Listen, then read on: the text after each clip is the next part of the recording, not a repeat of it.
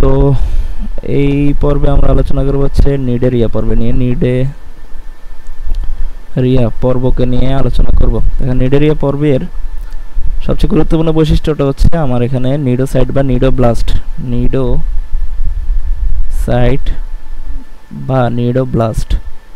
Cnidoblast নামক বিশেষ বৈশিষ্ট্যপূর্ণ কোষ পাওয়া যায়।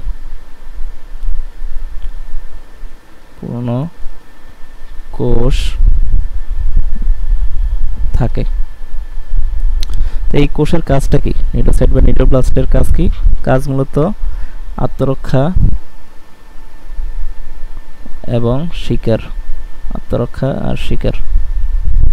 এখন এই নিডোব্লাস্টটা বা নিডোসাইট এই কোষটাকে আমরা কোথায় পাবো দেখতে? নিডোসাইট বা নিডোব্লাস্ট কোষটাকে আমরা দেখতে পাবো এই যে হাইড্রা, এখানে হাইড্রার যে চিত্রটা দিছে নিডেরিয়ার একটা গুরুত্বপূর্ণ উদাহরণ। নিডেরিয়া পর্বের একটা গুরুত্বপূর্ণ প্রাণী হচ্ছে হাইড্রা। প্রথমে হাইড্রা সম্পর্কে একটু বলিনি। এই হাইড্রাকে বলা হয়েছে বায়োলজিক্যালি অমর প্রাণী, মানে মরে না। কেন এটা?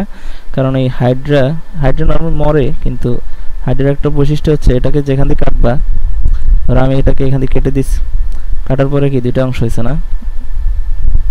এই দুইটা অংশ পাবো। তো এই অংশটা থেকে একটা হাইড্রা হয়ে যাবে পরবর্তীতে, আবার এই অংশটা থেকে আরেকটা হাইড্রা হয়ে যাবে। এই কারণে এই বৈশিষ্ট্যটার কারণে এটাকে বলা হয়েছে বায়োলজিক্যালি অমর। তো এখন আমরা আবার নিডোসাইট বা নিডোব্লাস্টে যাই। হ্যাঁ, তো হাইড্রার এই গঠনটাকে বলা হয়, এই যে মার্ক করতেছি আমি, এই অক্টোপাসের পায়ের মতো যে গঠনগুলো, এই গঠনটাকে বলা হয়েছে আমার টেন্টেকল। এই টেন্টেকল বলে।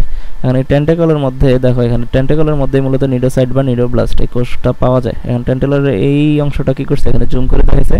জুম করে দেখানোর পরে এই অঞ্চলে যে কোষগুলো আছে সেগুলোকে আমরা এখানে দেখতে পাচ্ছি, এই কোষগুলো দেখতে পাচ্ছি। আর এই যে এই মার্ক করতেছি আমি, এইগুলো হচ্ছে আমার কি এই নিডোসাইট বা নিডোব্লাস্ট।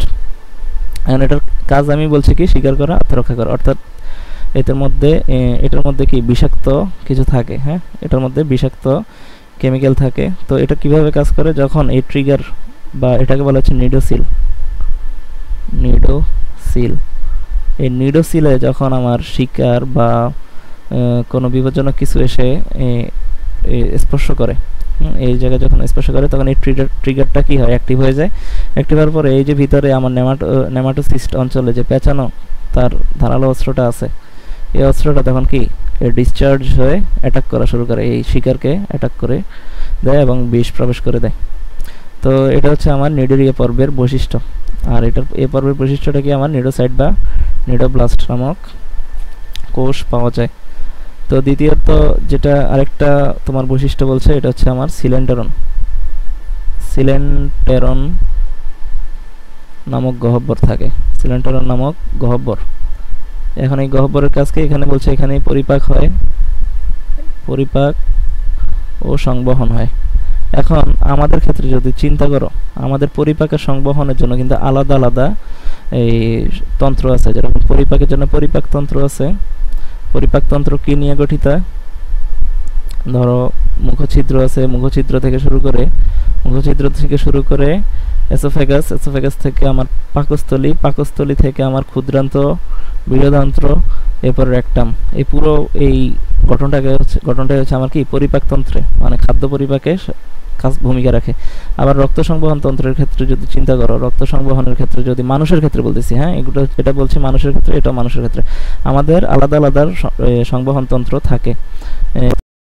সংবহন তন্ত্রের ক্ষেত্রে আমরা যদি চিন্তা করি, আমরা কি হার্ট দেখতে পাবো। হার্টের মাধ্যমে কি রক্ত পুরো শরীরে শিরা ধমনির মাধ্যমে কি হয়, এই ছড়িয়ে যায়। হ্যাঁ, এই ধমনির মাধ্যমে রক্ত পুরো শরীরের দেহের কোষে পৌঁছায় রক্ত।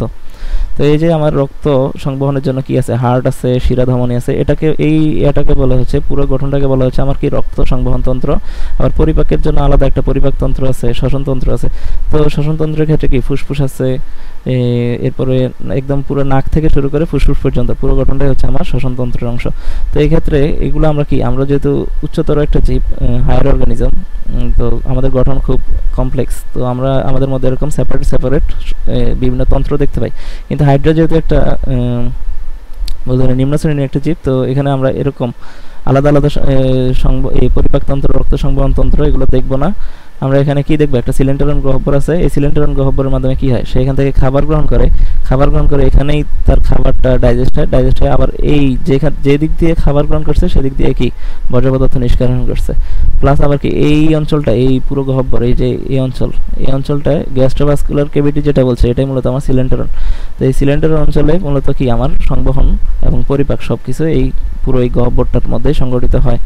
তো তৃতীয় যে বৈশিষ্ট্যটা বলছে এটা হচ্ছে অ্যাক্টোডার্ম ও এন্ডোডার্ম, ভ্রূণীয় স্তর। হ্যাঁ, ভ্রূণীয় স্তর নিয়ে বলছে। ভ্রূণীয় স্তর কয়টা বলছে আমার? দুইটা, একটা হচ্ছে অ্যাক্টোডার্ম আর একটা হচ্ছে এন্ডোডার্ম। আমাদের ভ্রূণীয় স্তর থাকে তিনটা, অ্যাক্টোডার্ম আর এন্ডোডার্ম। আমাদের ক্ষেত্রে ভ্রূণের স্তর থাকে তিনটা, একটা হচ্ছে অ্যাক্টোডার্ম, মেসোডার্ম আর একটা হচ্ছে এন্ডোডার্ম। তো আমাদের ভ্রূণীয় স্তর থাকে তিনটা, আর এই নিডারিয়া পর্বের প্রাণীদের ভ্রূণীয় স্তর থাকে দুইটা, অ্যাক্টোডার্ম ও এন্ডোডার্ম। এখন ভ্রূণ কি? ভ্রূণ হচ্ছে আমরা জানি একটা জীবদেহ গঠন হয় কিভাবে, জীবদেহের গঠনের সূচনাটা হয় কিভাবে, একটা পুংগ্যামিট অথবা যেটাকে আমরা শুক্রাণু বলি, শুক্রাণু, আর স্ত্রীগ্যামিট যেটাকে আমরা বলি কি ডিম্বাণু বা ডিম্বাণু। স্ত্রীগ্যামিট, শুক্রাণু ও ডিম্বাণুর মিলনের মাধ্যমে আমরা প্রথমে পাই কি আমাদের জাইগোটটা উৎপন্ন হয়। ডিম্বাণুর মিলনের ফলে আমাদের তৈরি হয় হচ্ছে জাইগোট। প্রথমে তৈরি হয় জাইগোট। এই জাইগোটটাই পরবর্তীতে মাইটোসিস সেল ডিভিশনের মাধ্যমে ভ্রূণ তৈরি করে, ভ্রূণ গঠন করে। আর ভ্রূণটাই পরবর্তীতে মাইটোসিস সেল ডিভিশনের মাধ্যমে আমাদের এই জীবদেহ গঠন করে। ধরো একটা বেবির ফর্মেশন চিন্তা করো, একটা সদ্য ভূমিষ্ঠ বেবির কথা চিন্তা করো। তো এরকম, তো প্রথমে কি হয়, পুংগ্যামিট ও স্ত্রীগ্যামিটের মিলন হয়, মিলনের ফলে জাইগোট সৃষ্টি হয়। এই জাইগোটটা পরবর্তীতে সেল ডিভিশনের মাধ্যমে রিপিটেডলি সেল ডিভিশনের মাধ্যমে ভ্রূণ গঠন করে। আর এই ভ্রূণটা পরবর্তীতে আরও ডেভেলপ হয়ে কি একটা জীবদেহ গঠন করে। তো সেম এই হাইড্রার ক্ষেত্রেও, তো হাইড্রার ক্ষেত্রে আমাদের এই ভ্রূণের মধ্যে তিনটা স্তর থাকে, একটা হচ্ছে অ্যাক্টোডার্ম বলছি, মেসো আর এন্ডোডার্ম। অ্যাক্টোডার্ম অঞ্চল থেকে আমার ত্বক, স্নায়ুতন্ত্র এগুলো গঠন হয়, ত্বক, চুল, নখ এগুলো গঠন হয়। এন্ডোডার্ম অঞ্চল থেকে আমার কি হাড়, রক্ত এগুলো তৈরি হয়। তো এক একটা অঞ্চল থেকে এক একটা জিনিস, এক একটা অঙ্গ বা তন্ত্র গঠন হয়। এগুলো পরবর্তীতে ডেভেলপ হয়ে এক একটা অঙ্গ বা তন্ত্র গঠন করে। তো এখানে এই হাইড্রার ক্ষেত্রে ভ্রূণীয় স্তর থাকে দুইটা, অ্যাক্টোডার্ম ও এন্ডোডার্ম। আর মানুষের ক্ষেত্রে, আমাদের ক্ষেত্রে থাকে তিনটা, অ্যাক্টোডার্ম, এন্ডোডার্ম আর মেসোডার্ম।